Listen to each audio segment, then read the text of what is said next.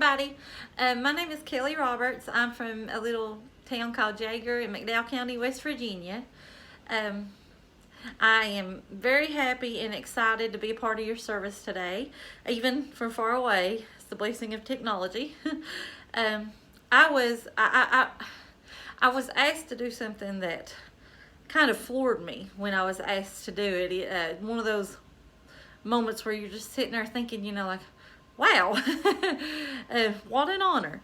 Um, and I struggled to find the words, and I prayed about it, and I thought about it long and hard about what I wanted to say, and how I wanted to express how I felt about these people and this situation in general. And I just pray that I can just even speak a word of encouragement, a word of faith, just speaking to all of your hearts. So I made myself some notes, and at first I was uncomfortable about that as well, but I figured that, I didn't want to miss out on anything I wanted to say. So if I'm not looking directly at you, it's not because I don't want to see you, but I made me some notes, and I don't want to miss out on anything that the Lord gave me to speak. So I want to start off by saying I was honored and humbled to be asked to share a word on my brother and sister in Christ, Robert and Andrea Rebeth. I'm sure they're a little shocked and surprised, but I hope that this ends with them feeling encouraged and strengthened and uplifted. And I want to thank Brother Tom Toy for asking me to be a part of your service today.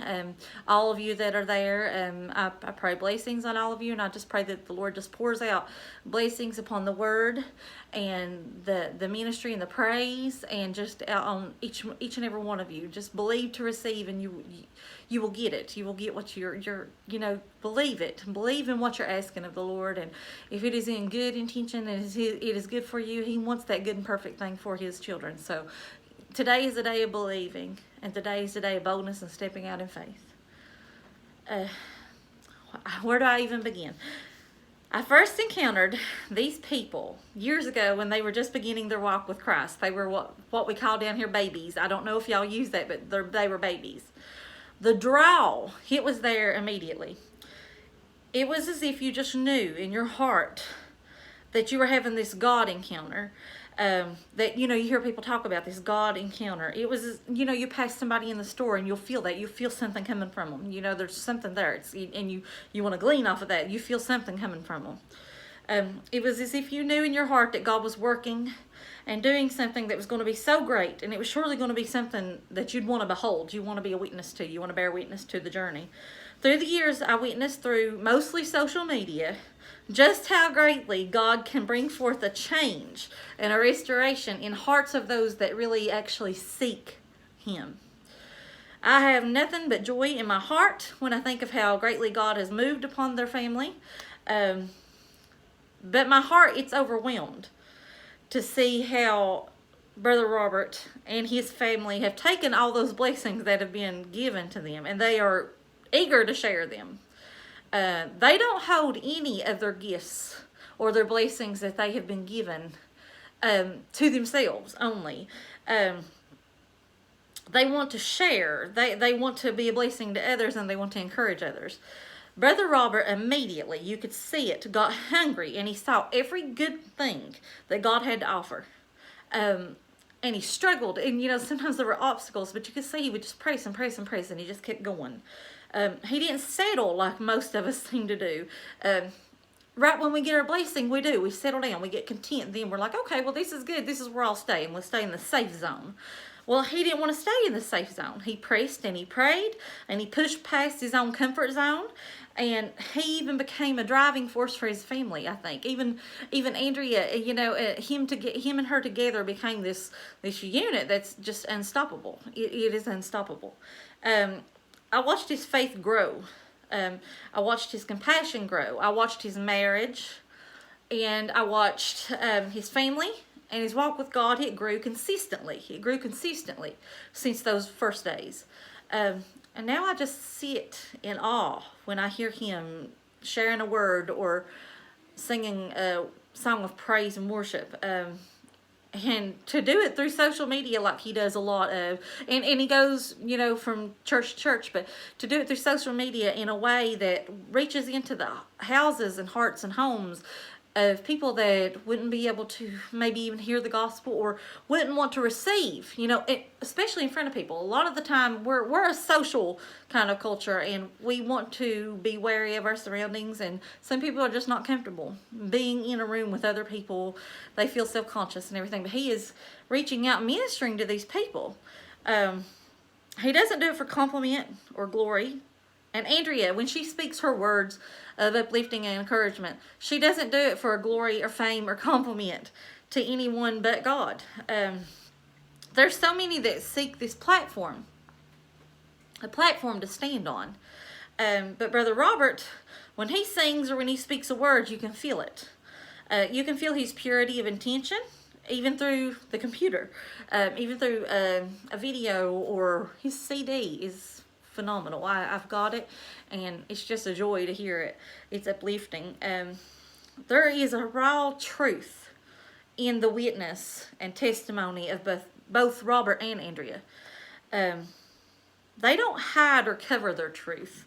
They don't walk in fear of their past, because they have achieved true victory. They have overcome in God, in Jesus, in the teachings that they crave by faith of the Bible that have led them and guided them along this way. They're walking and they're living in their testimony. There are those that you will encounter in life that will leave a mark. You will think about them often. You might not see them often, but your heart and your mind will go to wonder where they are today, or wonder what they're doing today, or maybe I should say a prayer for them today. Robert and Andrea, they're those kind of people. It may not be immediate, but it is the anointing that draws the heart. I want to say this again. It's the anointing that draws the heart. The oil of perseverance and truth in faith. The heart of love and compassion, and the strength of victory. I draw often from the story of Mary Magdalene myself. When Jesus encounters her, it is in great shame. She is in shame and persecution for this wrong she had committed in the eyes of mankind, and, laws of the land and all things. At that time, you could only imagine the persecution for her sin. He gave mercy.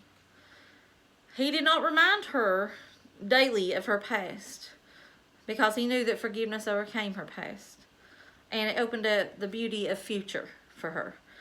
I look at Robert and Andrea, and I feel that same beauty of the Lord that it just encompasses them as they continue to grow in Him. Not because their sin was so great, but their testimony is an overcoming. It was because of the way that they took that forgiveness and they went forth in it. He told her to go and sin no more. Now, that sounds pretty profound, go and sin no more, because I know that I have been forgiven, but there is, every single day I sin. I fall short, but He forgives me. If I ask forgiveness of true intention, He will forgive me. We fail and we fall short daily. But Robert and Andrea, they're true examples of God's mercy and of grace. Not often in life are we blessed to bear witness to miracles in families that are so public and open, but they share their testimony. They share their journey with people that they probably don't even see. But that's what faith can do if we only believe in it. I consider it a great honor to call them my brother and sister in the Lord, and I look forward to every new chapter that God is writing in their journey of their ministry and of their life. Robert and Andrea, you are called for this. He will provide every need and every heart's desire. And your prayers that are spoken in earnest for all of those that you encounter will produce fruit. Good fruit. May God's light continue to flow from your hearts and from your prayers, and may it light the world with every step that you take towards your purpose. And now I would like to share this song with you that's just part of my heart. It is just a phenomenal song, and I just pray that it blesses all of you. And I know this video isn't in the best context. You're hearing trains and everything, but that's the joy of living in the country.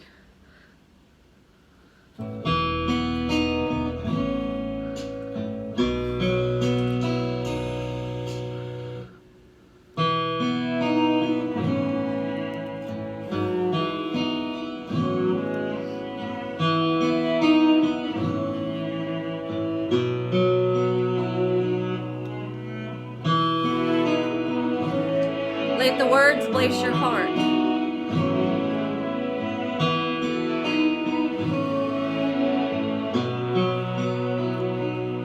Been ostracized for 12 years. I'm used to being alone. Spent everything I had, and now it's gone. I'm used to being put down.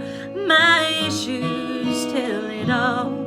My only hope is anchored in this fall. If I could just touch the hem of his garment, I know I'd be made whole. And if I could just press my way through this madness, his love would heal my soul. If only one touch. So many people calling, how could he ever know that just a brush with him could stop the flow? He knew it, he rebuked me, or shamed me to the ground. I'm desperate cause it's never or it's now. If I could just touch the hem of his garment, I know I'd be made whole. And if I could just press my way through this madness, his love would heal my soul. And then suddenly he turned around. He said, somebody has unleashed my power. Well, frightened and embarrassed, I bowed. See, I told him of my troubles and how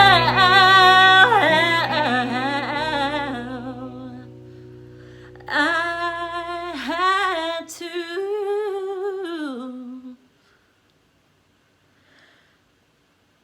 touch the hem of his garment, and I know I've been made whole. And now I have pressed my way through this madness, and his love had healed my soul. Then with one word he touched the hem of my garment, and I know I've been made whole. And now I have pressed his way through this madness, and his love has healed my soul. Then with one word he touched me. He reached way down and touched me when no one else would touch me. My Jesus, he sure touched me. And I know I've been made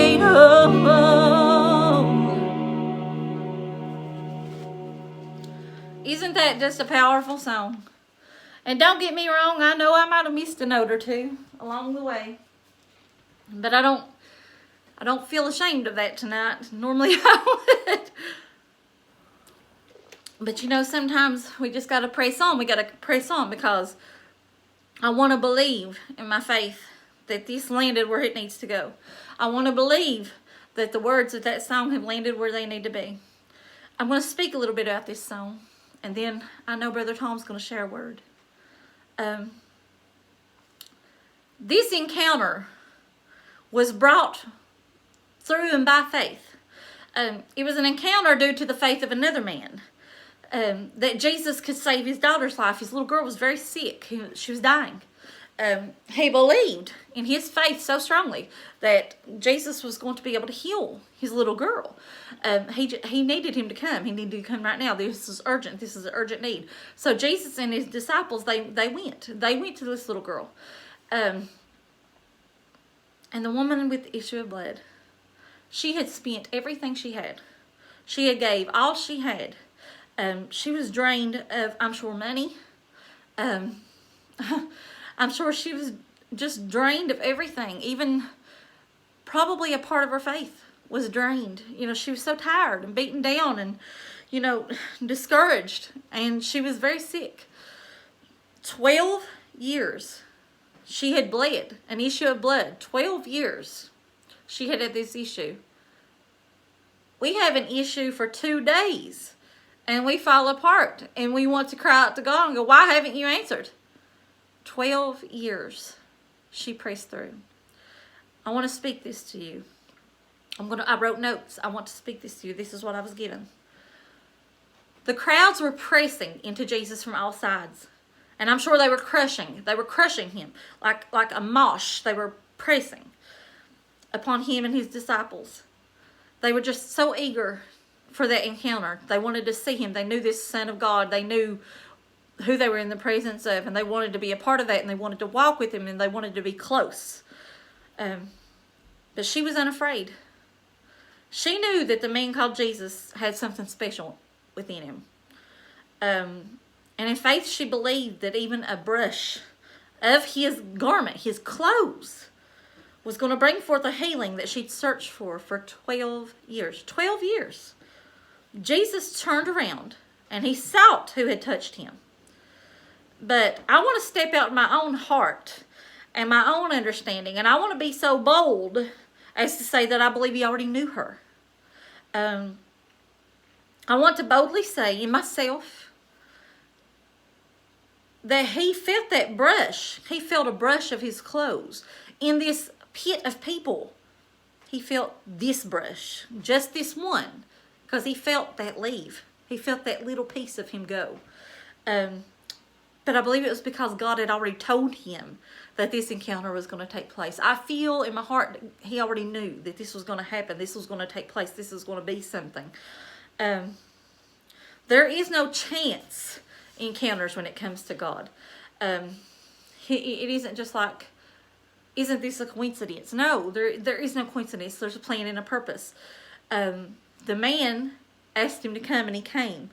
But not only did the man get blessed later, his little girl and everything, but this encounter was destined for the woman with the issue of blood.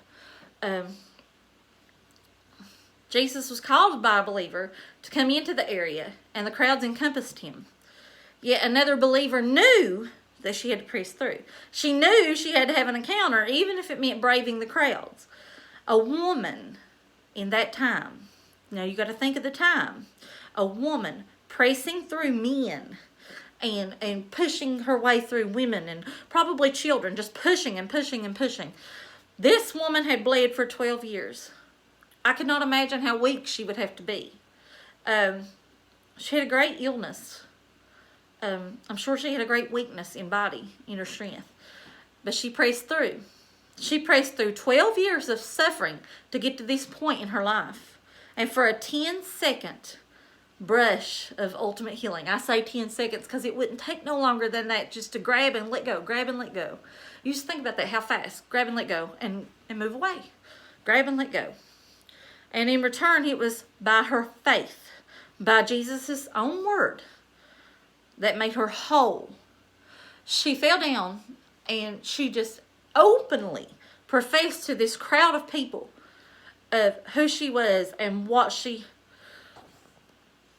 had encountered. I'm sorry if I had a technical difficulty, but who she was and what she had encountered. And she just kept striving and pressing, and she was pouring her heart out to Jesus and in front of these people. She was not ashamed. She wanted to share. So those people witnessed a miracle. They witnessed the miracle because she spoke into existence that it was the brush of your garment that made me whole. I stopped bleeding. I don't have this anymore. This fast, this instant. So I want to leave you with this. It was her faith that he was and is the Son of God. Her faith in what she possibly could have been her final hours. We don't know. Her faith gave her new life. And I just want to leave you with this one question. And I just want to say that I love you all, and I pray you're encouraged. And although we'll never meet probably face to face, I want you to be encouraged. And I want you to leave there today feeling like you're stronger than when you came. But I want to leave you with a question. And I want it to weigh on your heart and your mind, and I want you to ask yourself. She pressed through in faith, and she was made whole. Even though she was being crushed in the crowd, she was being pressed upon in the crowd, she pressed through. My question to you, are you being pressed today? Are you being pressed and pressured and consumed? Or are you ignoring all that and pressing? Are you being pressed, or are you pressing through?